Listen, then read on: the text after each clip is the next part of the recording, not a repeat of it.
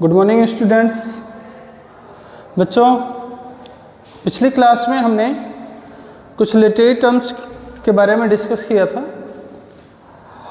उसी सीरीज़ में आज अपना दूसरा लेक्चर है जिसमें हम आगे के 2-3 और लिटरेरी टर्म्स डिस्कस करने जा रहे हैं।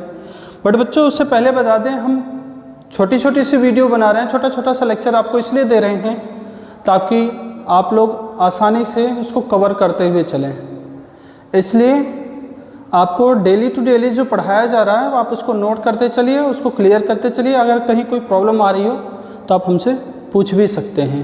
तो चलिए आज के लेक्चर में देखते हैं कौन कौन से लिटरेरी टर्म्स हमारे पास हैं। तो आज के लेक्चर में फर्स्ट जो लिटरेरी टर्म हम डिस्कस करने जा रहे हैं वो है ओड।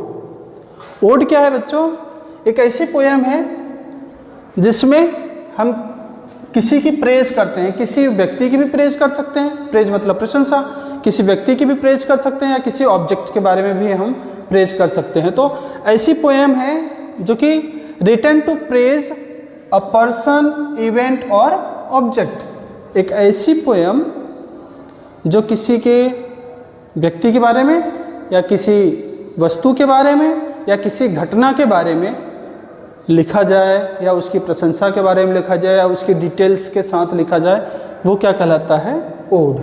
ओड को बच्चों हम एड्रेसिंग सॉन्ग भी कहते हैं। एड्रेसिंग सॉन्ग कहने का मतलब हो गया बच्चों किसी को संबोधित करके, संबोधन गीत। एड्रेसिंग सॉन्ग संबोधन गीत। किसी को हम संबोधित करके जब हम कोई पोएम लिखते हैं तो भी उसको क्या कहते हैं? ओड कहते हैं। जैसे कि एक एग्जाम्पल है, BA सेकेंड ईयर की कोर्स में एक पोएम है ओड टू ऑटम, जो कि जॉन कीट्स के द्वारा लिखा गया। तो ode to autumn, autumn season को यहाँ पे एड्रेस किया जा रहा है। तो ओड टू ऑटम, देखो सीजन को एड्रेस किया जा रहा है, ओड टू ऑटम। जैसे दूसरा एक एग्जाम्पल है उसी ईयर के कोर्स में है ओड टू वेस्ट विंड, पछुआ हवाओं को क्या कर रहा है? एड्रेस कर रहा है। तो आपने देखा कि ओड क्या है? एक एड्रेसिंग सॉन्ग भी हो सकता है या एड्रेसिंग सॉन्ग भी होता है जो किसी व्यक्ति, किसी घटना या किसी ऑब्जेक्ट को एड्रेस करके भी लिखा जा सकता है, उसकी प्रेज में भी लिखा जा सकता है। तो हमने देख लिया ओड क्या है। ओड एक ऐसी पोएम है जो किसी व्यक्ति, किसी घटना या किसी ऑब्जेक्ट के बारे में या उसकी प्रशंसा के बारे में लिखा जाए, वो ओड है। ओड को ही हम एड्रेसिंग सॉन्ग बोल दिए, जो किसी को भी एड्रेस करके लिखा जा सकता है। ओके बच्चों। सेकंड जो अपना आज का लिटरेरी टर्म है वो है कॉमेडी। तो बच्चों, जब हम बेसिक ऑफ इंग्लिश लिटरेचर की क्लास पढ़ा रहा था तो उसमें मैंने आपको ड्रामा के बारे में बताया था। तो हमने जब ड्रामा को डिस्कस किया था तो उसमें हमने ड्रामा के 2 पार्ट्स डिस्कस किए थे। फर्स्ट वन था कॉमेडी एंड सेकेंड वन था ट्रेजेडी। हमने आपको बताया था ड्रामा क्या है? एक ऐसा प्ले है that is presented on the stage. Stage पे प्रेजेंट किया जाता है थ्रू द डायलॉग्स के माध्यम से। तो हमने वहाँ बताया था ड्रामा 2 टाइप के थे, कॉमेडी और ट्रेजेडी। जिसमें हमने आपको बताया था कॉमेडी ऐसी स्टोरीज या ऐसा ड्रामा या ऐसा प्ले जिसकी एंडिंग हैप्पी हो जाए। हमने आपको बताया था हीरो हीरोइन का मिलना और सब कुछ सही हो करके ड्रामा ख़त्म हो जाना, तो वो कहलाता है कॉमेडी। और ट्रेजेडी में हमने आपको बताया था, जैसे हमने एक आपको एग्जांपल दिया था आज की 2 मूवी का, कि लास्ट में हीरो हीरोइन या किसी की डेथ हो जाए या कुछ असामान्य घटना घटित हो जाए या दुखदायी घटना घटित हो जाए, तब वो ख़त्म हो जाए, तो वो ट्रेजेडी। तो हमारे कोर्स में कॉमेडी और ट्रेजेडी में से केवल कॉमेडी हमारे सिलेबस में है, तो हम कॉमेडी के बारे में भी पढ़ते जा रहे हैं। तो कॉमेडी क्या है कि कॉमेडी एक ड्रामेटिक वर्क है that is written for the purpose to amuse और एंटरटेन द ऑडियंस। कई बार आप लोग बोलते हो ना कि क्यों कॉमेडी कर रहा है? कॉमेडी करने का मतलब हो गया कि वो किसी को हंसाने की कोशिश कर रहा है या एंटरटेन करने की कोशिश कर रहा है। तो यही कह रहा है कि ड्रामेटिक वर्क है ये। कॉमेडी क्या है? कि ड्रामेटिक वर्क है जो कि क्यों लिखा जाता है? अम्यूज, आनंद देने के लिए, या एंटरटेन या उसको रुचि प्रदान करने के लिए। किसको? ऑडियंस को। इसके लिए ये कॉमेडी लिखी जाती है। तो कॉमेडी आपको समझ में आ गया। कॉमेडी भी एक ड्रामा का ही रूप है जो कि ऑडियंस को आनंद प्रदान करने के लिए या उनके थोड़ी खुशियाँ प्रदान करने के लिए लिखी जाती हैं। नेक्स्ट जो अपना लिटरेरी डिवाइस है बच्चों अपने कोर्स में, वो है ब्लैंक वर्स। ब्लैंक वर्स, तो बच्चों हमने आपको पिछली क्लास में राइम स्कीम के बारे में बताया था। लास्ट, इससे पहले वाली जो क्लास थी उसमें हमने राइम स्कीम के बारे में बताया था, जब हम आपको सोनेट्स पढ़ा रहे थे और हमने जब वहाँ पे शेक्सपियरियन सोनेट और मिल्टोनिक सोनेट के बारे में बताया था, तो साथ ही साथ हमने उसकी राइम स्कीम के बारे में बताया था और वहीं हमने आपको एक्सप्लेन किया था कि राइम स्कीम क्या होती है। तो अगर आपको याद होगा तो ये जल्दी समझ में आ जाएगा। तो ब्लैंक वर्स क्या है बच्चों? एक ऐसी पोइट्री है जो कि रेगुलर मीटर में लिखी जाती है but does not contain rhyme. मतलब ऐसी पोयम, हमने वहाँ आपको एक छोटी सी 4 लाइन्स की राइमिंग बना के बताई थी। तो हमने आपको बताया था कि ये राइमिंग बनता है ABCB, ऐसा कुछ बनाया था हमने राइम, तो वो था राइम।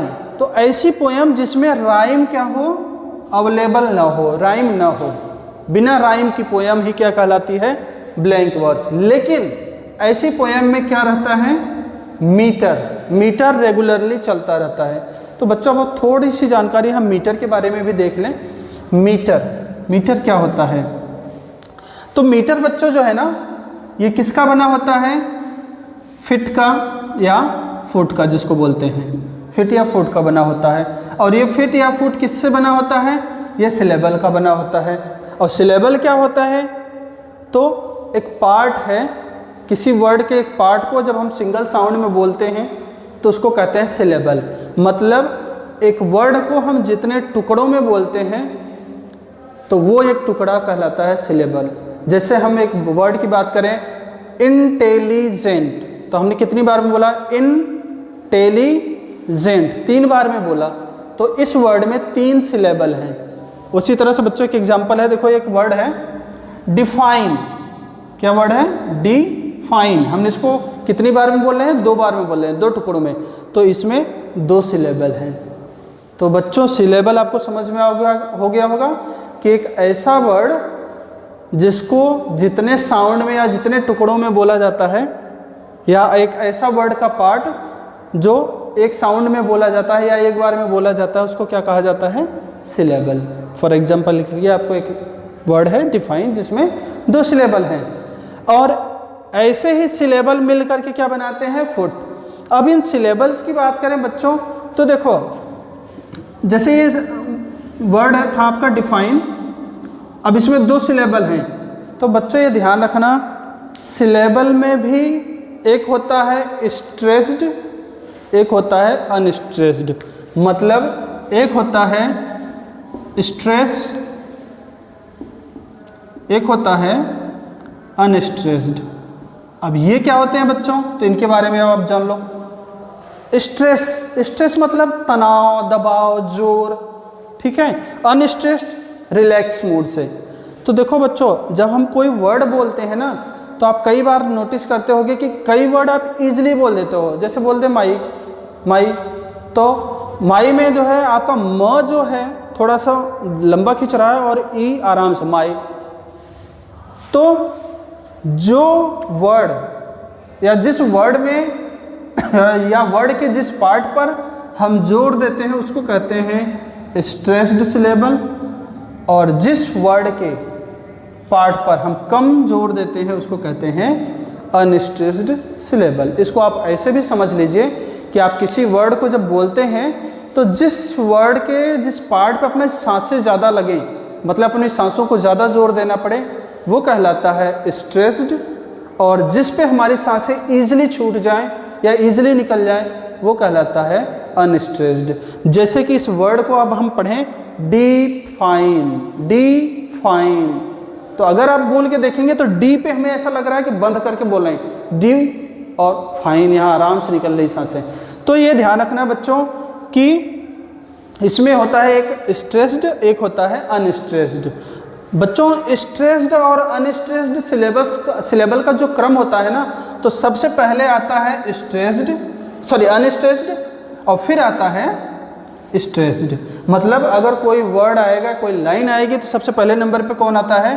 अनस्ट्रेस्ड सिलेबल, और दूसरे नंबर पे आता है stressed syllable. For example William Shakespeare की एक सोनेट है, shall I compare thee with a summer's day, उसकी जो फर्स्ट लाइन है उस सोनेट की वो मैंने यहाँ पे लिखा है, और उस सोनेट की पहली लाइन में मैं आपको स्ट्रेस्ड और अनस्ट्रेस्ड सिलेबल को बताने की कोशिश कर रहा हूँ। तो देखिए ये वो जो पूरी लाइन है, एक लाइन, उसमें सेल ये अनस्ट्रेस्ड हो गया, आई में देखो सांसें ज़्यादा आ रही हैं, ये हो गया स्ट्रेस्ड हो गया, कम, तो कम में आप बोलोगे तो देखो कम जल्दी से बोल दे रहे हो, सांसों की ज़रूरत कम है, तो ये हो गया अनस्ट्रेस्ड। और अगर हम बोले पेयर, तो पेयर बोलने में हमें सांसें ज़्यादा देनी पड़ रही, ये हो गई स्ट्रेस्ड। तो इसी तरह से बच्चों जिस पे सांसें कम लग रही वो हो गया अनस्ट्रेस्ड सिलेबल, और जिस पे सांसें जो ज़्यादा लग रही वो हो गया स्ट्रेस्ड सिलेबल। तो ये बच्चों एक अनस्ट्रेस्ड सिलेबल और एक स्ट्रेस्ड सिलेबल, ये दोनों मिलकर बनाते हैं एक फिट। अभी मैं आपको बता रहा था सिलेबल से क्या बनता है, फिट, और फिट से क्या बनता है, मीटर। तो आपको देखो एक यहाँ पे हो गया अपना अनस्ट्रेस्ड सिलेबल, एक हो गया स्ट्रेस्ड सिलेबल, अगर इन दोनों को मिला देना तो यहाँ पे बन गया अपना एक फिट, या इसको हम फुट भी बोलते हैं। तो हमने आपको बताया कि एक अनस्ट्रेस्ड एक स्ट्रेस्ड मिलकर के क्या बनाते हैं, फिट, और यही फिट जो है ना किसका निर्माण करते हैं, मीटर का। अब जैसे इसमें देखो बच्चों, तो इसमें देखो ये दूसरा फिट बन गया, यहाँ पे तीसरा फिट बन गया, यहाँ पे चौथा फिट बन गया, और यहाँ पे ये पांचवा फिट बन गया। मतलब इस लाइन में 5 फिट हैं, 5 फिट हैं। तो ये लाइन कहलाती है आयम्बिक पेंटामीटर। मतलब पेंटामीटर मतलब 5 को हम 5 मीटर को बोलते हैं पेंटामीटर, जिसमें 5 मीटर हो उसको कहते हैं पेंटामीटर, 6 हो तो हेक्सामीटर। ठीक है, तो ये बच्चों देख लो कि इस लाइन में आपको मैंने ये बता दिया स्ट्रेस्ड और अनस्ट्रेस्ड सिलेबल मिलकर के एक फिट का निर्माण करते हैं। सिलेबल हमने आपको पहले ही बता दिया था, और ये फिट मिल करके किसका निर्माण करते हैं, मीटर का निर्माण करते हैं। और इसी की जिक्र हमने यहाँ पे किया था कि ब्लैंक वर्स क्या है, एक ऐसी पोयम जिसमें राइम स्कीम तो नहीं है लेकिन उसमें रेगुलर मीटर है। और इसी से मिलता जुलता अगले साल आपके कोर्स में आएगा, फाइनल ईयर में शायद है, ब्लैंक वर्स से मिलता जुलता एक वर्ड और है बच्चों, फ्री वर्स। अभी मैं आपको थोड़ी सी जानकारी उसके बारे में दे देता हूँ, हालांकि आपके कोर्स में नहीं है। तो ब्लैंक वर्स में हमने क्या पढ़ा था कि मीटर है और राइम स्कीम नहीं है, और फ्री वर्स में क्या होगा, दोनों नहीं होंगे, ना तो मीटर होगा और ना ही राइम स्कीम होगा। मतलब फ्री माइंड से, मतलब जो मन में आए, जैसे मन में आए वैसे लिख दो, वो कहलाएगा फ्री वर्स। और ब्लैंक वर्स में मीटर रहना जरूरी है और राइम स्कीम की कोई ज़रूरत नहीं है। तो बच्चों आज के लेक्चर में हमने इन 3 लिटरेरी डिवाइसेस के बारे में बात किया है और इनको अच्छे से समझाया है। फिर भी अगर आपको कहीं कोई प्रॉब्लम हो तो आप मुझे डिस्कस कर सकते हैं, बट जितना पढ़ाया जा रहा है आपको थोड़ा करके इसको आप नोट करते चलिए, पढ़ते चलिए। और साथ ही साथ बच्चों ये आपको और बता दें कि आपके सिलेबस में जब पेपर में आएगा तो वहाँ पे इतना ही मैटर नहीं आएगा जितना कि मैंने आपको बोर्ड पे लिख करके समझाया है, उसमें ज़्यादा मैटर लिखना होता है। उसके लिए मैं आपको जब प्रोवाइड करूँगा आपको PDF, मैं आपको लिटरेरी टर्म्स कंप्लीट हो जाने के बाद पूरे लिटरेरी टर्म्स का एक PDF प्रोवाइड करूँगा जिसमें पूरा नोट्स आपका मिल जाएगा आपको। तो आपको एग्ज़ाम के लिए तैयारी उस PDF से ही करना है, उस नोट से ही करना है।